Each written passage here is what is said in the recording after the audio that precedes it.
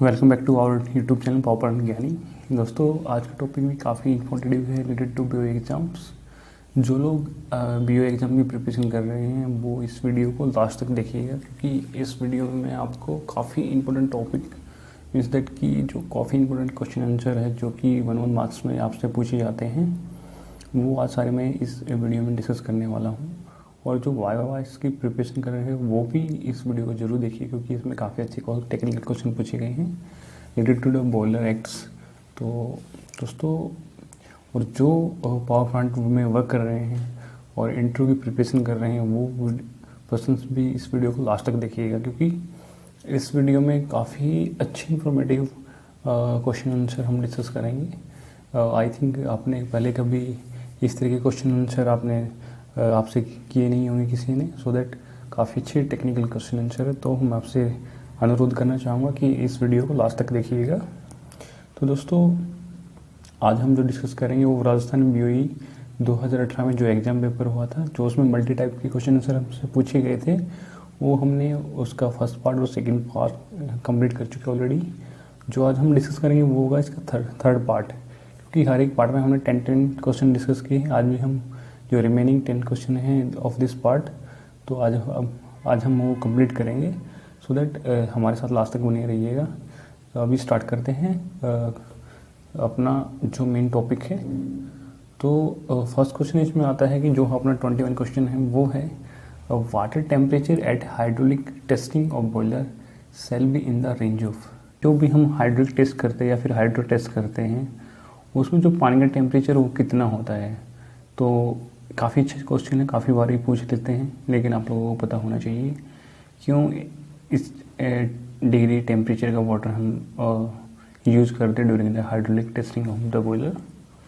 तो दोस्तों, जो ऑप्शन इसमें दिए गए हैं वो है ए है 20 to 50 डिग्री सेल्सियस, बी है 18 to 20 डिग्री सेल्सियस, और जो सी है वो है 25 to 55 डिग्री सेल्सियस, डी है 40 to 55 degree Celsius. According to this condition जो हमारा जो करेक्ट आंसर रहेगा वो रहेगा 20 to 50 डिग्री सेल्सियस। ये क्यों रहेगा कि जो भाई अपना ASME section 1 and boiler act 1950 जो रजिस्ट्रेशन 379 के according the temperature of the water used as a medium of pressure testing shall not be less than 20 degree Celsius and greater than 50 degree Celsius. कि भाई जो ASME है जो section 1 के अंतर्गत, यानी ASME stands for American society of mechanical engineers, जो section 1 उसका बोलता है, और जो हमारा जो बॉयलर एक्ट है 1950 जो रजिस्ट्रेशन है 379 के अंतर्गत क्या बोला गया है कि भाई जो भी हम हाइड्रोलिक टेस्टिंग करते हैं जो उसका वाटर का टेम्परेचर होता है वो ना तो 20 डिग्री से कम होना चाहिए ना ही 50 डिग्री से ज़्यादा होना चाहिए। तो इसके अकॉर्डिंग जो हमारा 21 क्वेश्चन का जो आंसर रहेगा वो ए रहेगा, तो 20 to 50 डिग्री सेल्सियस। तो दोस्तों, जो 22 क्वेश्चन है इस सीरीज़ का वो है ID fan is always located between. काफ़ी बारी हम इसके बारे में डिस्कस कर चुके हैं कि भाई ID फैन किसके मध्य में लगा हुआ होता है। तो इसमें ऑप्शंस दे रखे हैं, ए है dust collector and chimney, B है बॉयलर फर्नेस एंड चिमनी, और सी है अबोव द चिमनी, डी है नियर मैन हॉल्स।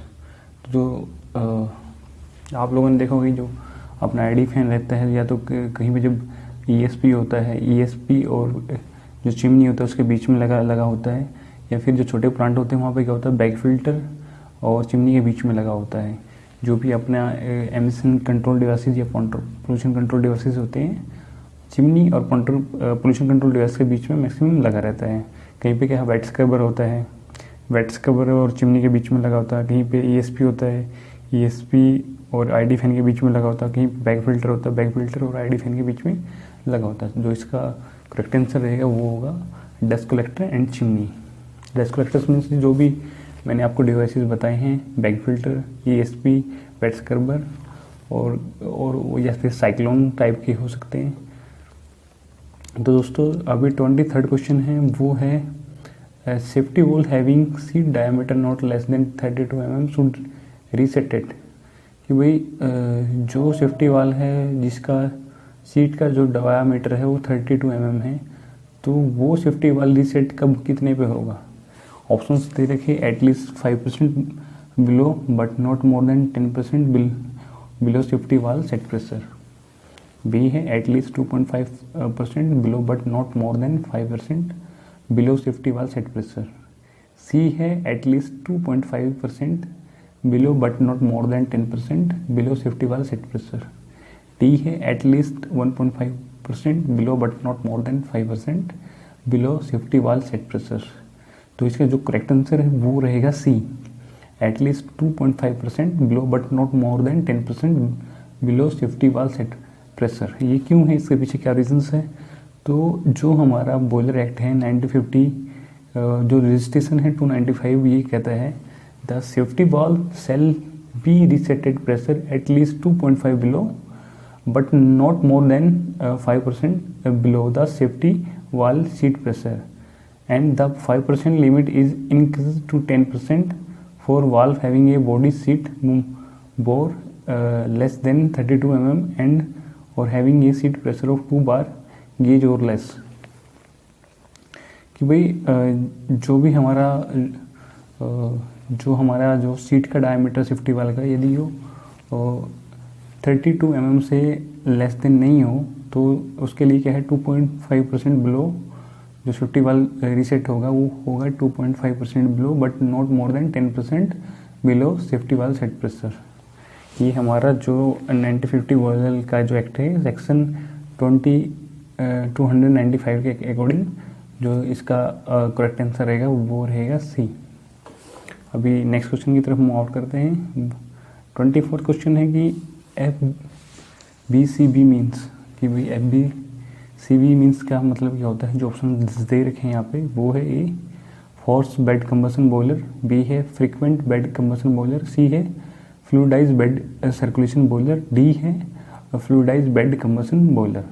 जो इसका करेक्ट आंसर रहेगा जो कि ये जो फुल फॉर्म है FBCB की मीन्स, तो जो हमारा डी ऑप्शन है फ्लूइडाइज बेड कंबसन बॉयलर, ये इसका करेक्ट आंसर यही रहेगा। तो दोस्तों नेक्स्ट क्वेश्चन है 25 क्वेश्चन में क्या पूछ रहे हैं, ये पूछ रहे हैं कि evaporation of 2000 kg of water per hour from and at 100 degree Celsius is. कि भाई जो इवेपोरेशन है वाटर का वो 2000 kg है और 100 डिग्री सेल्सियस पर, तो इसको हम क्या बोलेंगे। ए है equivalent evaporation of boiler, B है evaporation capacity of boiler, C है बॉयलर हॉर्स पावर, डी है बॉयलर रेटिंग। तो दोस्तों जो इसका करेक्ट आंसर रहेगा अकॉर्डिंग टू सिचुएशंस वो रहेगा बॉयलर रेटिंग। कि भाई बॉयलर रेटिंग क्या है, जो इवेपोरेशन ऑफ यानी इवेपोरेशन तो हो ही रहा है 2 kg का, तो वो 100 डिग्री सेल्सियस पे क्या डिनोट करेगा, वो rating of the boiler denote करेगा।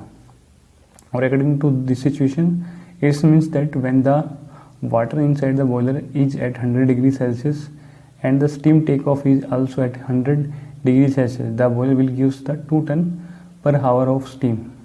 तो मीन्स दैट कि 2 ton per hour steam के हिसाब से क्या हो गया, उसकी जो बॉयलर रेटिंग है वो उसको बॉयलर रेटिंग को बताता है। तो नेक्स्ट 26 क्वेश्चन पे मूव आउट करते हैं। 26 क्वेश्चन है कि while applying hydraulic test to boiler test pressure to be maintain for.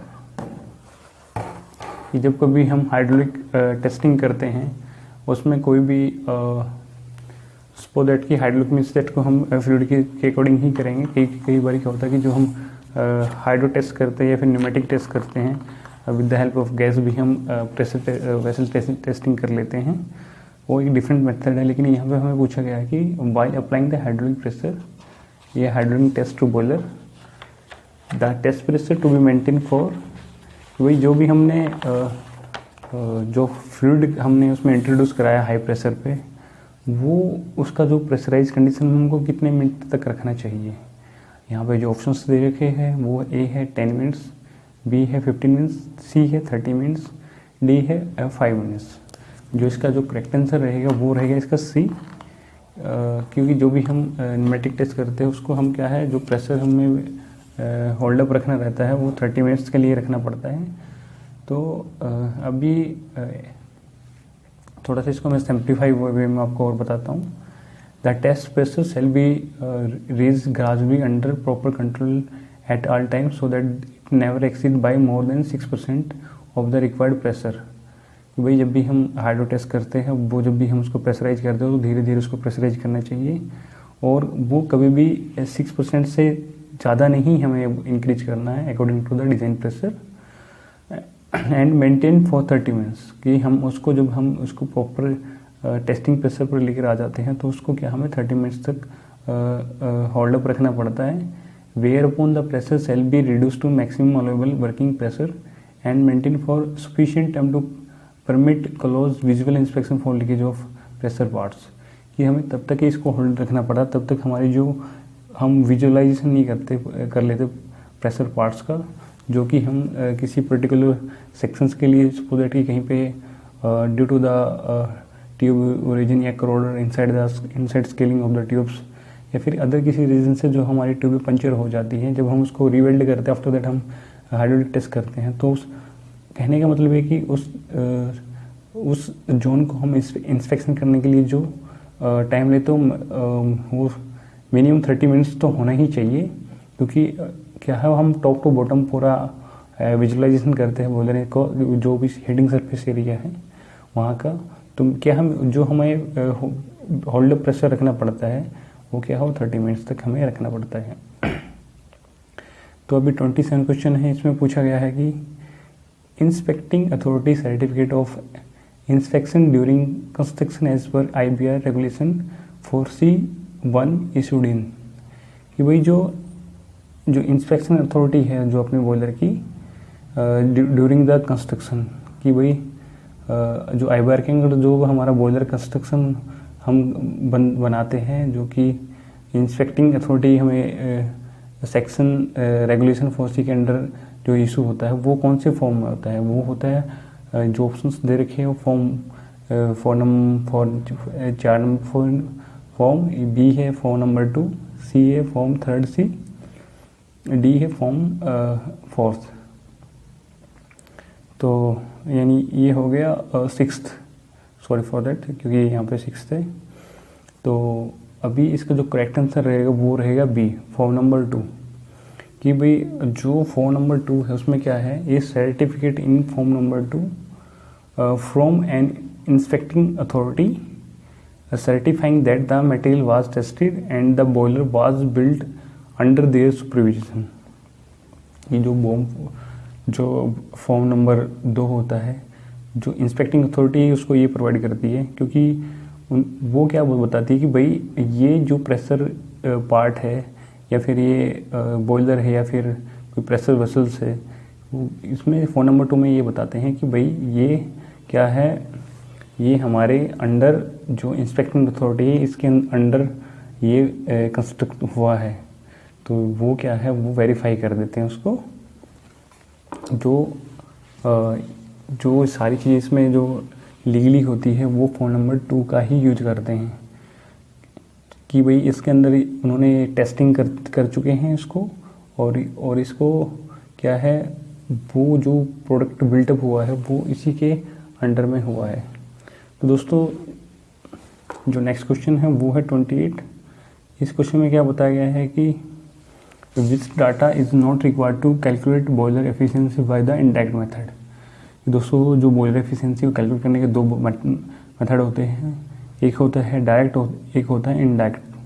तो जो डायरेक्ट मेथड है एफिशिएंसी कैलकुलेट करने का, उसमें क्या है, कुछ लिमिटेड वैल्यूज़ हमें चाहिए होती है, जैसे कि स्टीम फ्लो है, वो वाटर टेम्परेचर है, एंथैल्पी ऑफ स्टीम है, GCV ऑफ फ्यूल है, और कंजप्शन ऑफ द फ्यूल। क्या है, डायरेक्ट मेथड में ये 3-4 चीज़ें हम पुट आउट करके क्या है हम एफिशिएंसी निकाल लेते हैं बॉयलर की। लेकिन इनडायरेक्ट मेथड में क्या है, उसमें क्या होता है कि जो 100 माइनस लॉसेज होते हैं बॉयलर के, जो 7-8 लॉसेज होते हैं बॉयलर के, वो उसमें वो वैल्यू पुट आउट करके हम सभी का अलग अलग से लॉसेज निकाल के उनको एडअप करके हम 100 से माइनस कर देते हैं, आप सभी को पता है। सो दैट क्या है कि वो काफ़ी कॉम्प्लिकेटेड है, लेकिन जो एग्जैक्ट मेथड है एफिशिएंसी कैलकुलेट करने का वो इनडायरेक्ट मेथड ही है। तो इसमें पूछा गया है कि भाई कौन सा डाटा हमें चाहिए नहीं होता बॉयलर एफिशिएंसी कैलकुलेट करने के लिए इन दैट मेथड। तो दोस्तों जो ऑप्शन है यहाँ पे, जो ए है वो स्टीम फ्लो रेट, बी है स्टिक गैस टेम्परेचर, सी है एम्बिएंट टेम्परेचर, डी है एनर्जी कंटेंट ऑफ फ्यूल। तो दोस्तों इसका जो करेक्ट आंसर है वो रहेगा ए स्टीम फ्लो रेट, क्योंकि जो हम इंडायरेक्ट मेथड से जो एफिशिएंसी कैलकुलेट है उसमें स्टीम फ्लो रेट की का भी कहीं पे भी जिक्र नहीं होता। सो दैट जो हमारा स्टीम फ्लो रेट है इसकी हमें रिक्वायरमेंट नहीं होती for the calculating of boiler efficiency with the help of indirect method. तो दोस्तों जो 29 क्वेश्चन है वो है the sulphur retention of fluidised bed combustion boiler is dependent on. सबसे पहले आपको एक यहाँ पे एक टर्म है sulphur retention. Sulphur retention mean होता है कि भाई जो भी हमारा सल्फर ड्यूरिंग द कंबशन जो फॉर्म होता है वो कैसे रिमूव आउट होता है from the furnace with the help of flue gases या फिर एस कंटेंट। तो वो उसको निकालने के लिए इनमें से कौन कौन से फैक्टर डिपेंडेंट होते हैं वो है, फर्स्ट है A temperature of bed, B है प्रेशर ऑफ बेड, सी है porosity of sorbent material employed, D है ऑल ऑफ द अबव। दोस्तों इनमें से जो भी ये तीनों फैक्टर दिए गए हैं वो सारे डिपेंडेंट करते हैं for the sulphur retention of the fluidisation bed combustion. तो इसका जो करेक्ट आंसर रहेगा वो रहेगा डी। अभी 13 इस वीडियो के लास्ट क्वेश्चन पे हम मूव आउट करते हैं। जो लास्ट क्वेश्चन है उसमें पूछा गया है कि at critical point that is pressure 225.65 kg per centimetre square the latent enthalpy of vaporisation is. तो दोस्तों इसमें क्या है, ए है मैक्सिमम, बी है मिनिमम, सी है जीरो, डी है डिपेंडेंट ऑन टेम्परेचर। तो दोस्तों यहाँ पे एक पॉइंट है कि क्रिटिकल पॉइंट। तो दोस्तों क्रिटिकल पॉइंट क्या, क्रिटिकल पॉइंट मैं आप लोगों को पहले भी बता चुका हूँ। Critical point steam formation diagram में एक पॉइंट है वहाँ पे आता है जहाँ पे तीनों स्टेट कोज एक्सिस्ट करती है। यदि उनमें से फर्दर सा लिटिल बिट थोड़ा चेंज कर दिया जाए तो वो one form to another form quickly change out हो जाती है। तो क्या है वहाँ पे सॉलिड लिक्विड गैस तीनों फेस एग्जिस्ट होते हैं। सो दैट वो जो प्रेशर होता है वो होता है क्रिटिकल पॉइंट या फिर क्रिटिकल उसको वेपर फॉर्मेशन में क्या है, जो स्टीम फॉर्मेशन कर्व है उसमें क्या है ये पॉइंट आता है उसको वो आता है प्रेशर 225.65 kg पर। तो दोस्तों अभी सबसे पहले है एक होता है लेटेंट जो है लेटेंट एंथैल्पी ऑफ वेपराइजेशन। तो दोस्तों इसका जो करेक्ट आंसर रहेगा वो रहेगा C zero, because latent heat of vaporisation means that amount of heat needed to change liquid state to vapour state, जो कि मैं पहले बता चुका हूँ। But in critical point vapour state and liquid state are coexist, जो मैं बता चुका हूँ क्योंकि क्रिटिकल पॉइंट पे तीनों चीज़ें तीनों जो स्टेट्स है एक लिक्विड की वो को एग्जिस्ट होती है। तो इसमें भी लिखा गया है कि जो सॉलिड है स्टेट है और लिक्विड स्टेट है वो क्या है को एग्जिस्ट होती है। So we can say the latent heat of vaporisation at critical point is zero. दोस्तों जो इसका करेक्ट आंसर रहेगा वो रहेगा जीरो। दोस्तों जो अपना BOE 2018 राजस्थान वाला जो BOE 2018 की जो क्वेश्चन आंसर है मल्टी टाइप क्वेश्चन आंसर वो क्या है इस लास्ट वीडियो में कंप्लीट हो चुके हैं। दोस्तों यदि आपको लगता है कि इस वीडियो में आपको कहीं पे भी लगता है कि कहीं पे मैं रॉन्ग मैंने इन्फॉर्मेशन दिया तो मुझे आप कमेंट सेक्शन में सजेस्ट कर सकते हैं, तो मैं आगे उसको करेक्ट करूँगा और आप तक फर्दर जो इम्प्रूवमेंट करके जो वीडियो आएंगे उनमें आपको अच्छे से मैं आपको बतला पाऊँगा। तो दोस्तों आज के लिए इतना ही काफ़ी है, लेकिन इस वीडियो को एंड करने से पहले मैं आपको उससे रिक्वेस्ट करना चाहूँगा, क्योंकि जो भी लोग इस वीडियो में मुझे पहली बार देख रहे तो मैं आपको बता देना चाहता हूँ कि इस प्लेटफॉर्म पर मैं पावर पॉइंट ऑपरेशन और मेंटेनेंस से लेकर काफ़ी अच्छी वीडियो बनाता रहता हूँ, जो कि आपके आने वाले करियर गोल्स के लिए काफ़ी हेल्पफुल होते हैं। तो दोस्तों देर न करते इस चैनल को सब्सक्राइब जरूर करिए, यदि वीडियो अच्छा लगे तो शेयर जरूर करिए और लाइक करना मत भूलिए इस वीडियो, क्योंकि आपके लाइक्स और कमेंट्स हमें मोटिवेट करते हैं फर्दर वर्क करने के लिए। दोस्तों आज के लिए इतना ही काफ़ी, फिर मिलेंगे अच्छे टेक्निकल वीडियो के साथ। तब तक के लिए जय हिंद, जय भारत, स्वस्थ रहिए, सुरक्षित रहिए, बाय बाय, टेक केयर।